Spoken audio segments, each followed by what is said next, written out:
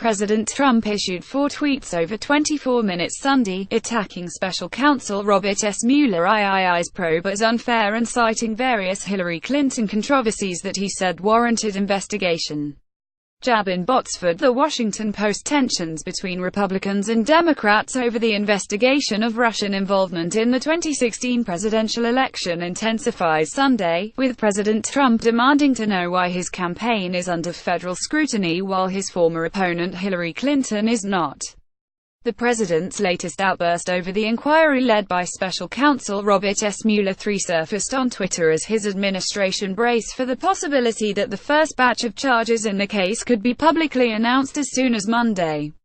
CNN reported that a federal grand jury had approved an indictment, although details of the possible charges and the name of the defendant remained unclear. Trump issued 4 tweets over 24 minutes, attacking the Mueller probe as unfair and citing various Clinton controversies that he said warranted investigation.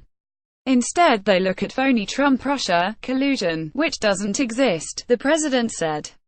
The Dems are using this terrible and bad for our country witch hunt for evil politics, but the R's are now fighting back like never before. There is so much guilt by Democrats Clinton, and now the facts are pouring out. There's something later in the morning. Trump added all of this Russia talk right when the Republicans are making their big push for historic tax cuts reform. Is this coincidental? Not on Sunday talk shows. Republicans rallied around Trump and questioned how CNN could have received information about secret grand jury proceedings. There are very, very strict laws on grand jury secrecy, so depending on who leaked this to CNN, that's a criminal violation, potentially. New Jersey Gov. Chris Christie, a longtime friend of Trump's, said on CNN's State of the Union on Sunday. For us to have confidence in this process, we've got to make sure that the grand jury process remains confidential, remains secret, so that the special counsel can work effectively to be able to get to the bottom of all that helps looking into.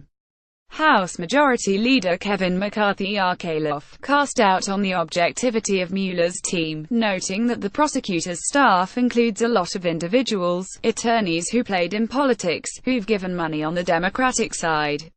Of the 8 attorneys on the team who have been publicly identified, 4 made donations to Democrats, including President Barack Obama and Clinton. This president won the election solely on the idea that he connected with the American people. No other influence involved, McCarthy said on Fox's Sunday Morning Futures. But the idea of what I've read, of what the Democrats have been doing, it sure raises a lot of questions. Rep. Trey Gowdy RSC, chairman of the House Oversight Committee, came to Mueller's defense and said that he doesn't agree with Republicans who are calling for Mueller to resign or stop his investigation. I would encourage my Republican friends, give the guy a chance to do his job, Gowdy said on Fox News Sunday. The result will be known by the facts, by what he uncovers. I would say give the guy a chance to do his job. Democratic lawmakers mostly stayed out of the Sunday fray after a week in which Clinton's 2016 campaign came under fresh scrutiny. The campaign funded political opposition research into Trump that helped create a highly publicized dossier on the Republican candidate and fueled some allegations now under scrutiny by Mueller. The 35-page dossier is composed of 17 memos containing raw intelligence, some of it highly salacious and not independently confirmed. It relies on Kremlin-linked sources and alleges that the Russian government had been trying to support Trump's candidacy while gathering compromising information that could be used as blackmail. The dossier was published by BuzzFeed in January. It's unclear how much the Clinton campaign and Democratic National Committee paid for the opposition research by Fusion GPS, a Washington firm that conducts investigations for private clients. The Clinton campaign paid $5.6 million in legal fees to a law firm from June 2015 to December 2016, according to campaign finance records, and the DNC paid the firm $3.6 million in legal and compliance consulting since November 2015. It's impossible to tell from the filings how much of that work was for other legal matters and how much of it related to Fusion GPS. Trump tweeted Sunday morning that the dossier, which he called Clinton-made fake dossier, could have cost as much as $12 million, although he did not explain how he reached that number.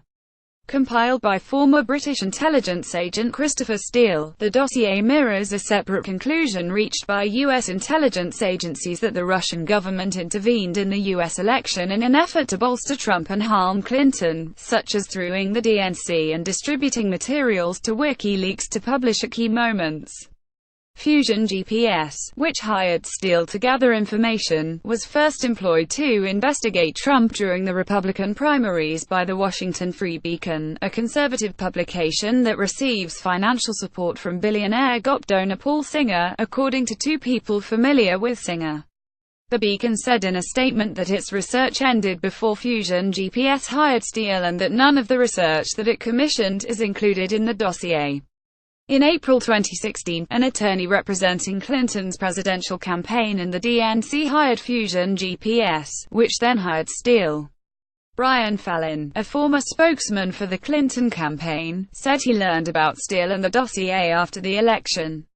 People familiar with the matter told The Washington Post that the Clinton campaign and the DNC did not direct Steele's activities. Rep. Adam B. Schiff-Kaloff, the ranking Democrat on the House Permanent Select Committee on Intelligence, said Sunday that a lot of the information in the dossier has been corroborated. I certainly would have liked to know who paid for it earlier, but nonetheless, that's just one factor to be considered, Schiff said on ABC's This Week on Sunday. It doesn't answer the ultimate question, which is how much of the work is accurate, how much of it is true, and my colleagues don't seem particularly interested in that question, but that is really the most important question for the American people. Schiff said he has not been told anything about any impending indictments in Mueller's investigation, noting that such notification would not have been appropriate. Trump also tweeted Sunday about Clinton's involvement in what he called the uranium to Russia deal, demanding that the matter receive greater scrutiny. The 2010 deal, approved by the Obama administration while Clinton was Secretary of State, allowed a Russian nuclear energy agency to acquire a controlling stake in a Canadian-based company that had mining licenses for about 20% of U.S. uranium extraction capacity. The company cannot export the uranium. Earlier this month, House and Senate Republican leaders announced they would investigate the uranium deal, and the House Oversight Committee launched a probe into how the FBI investigated Clinton during the campaign.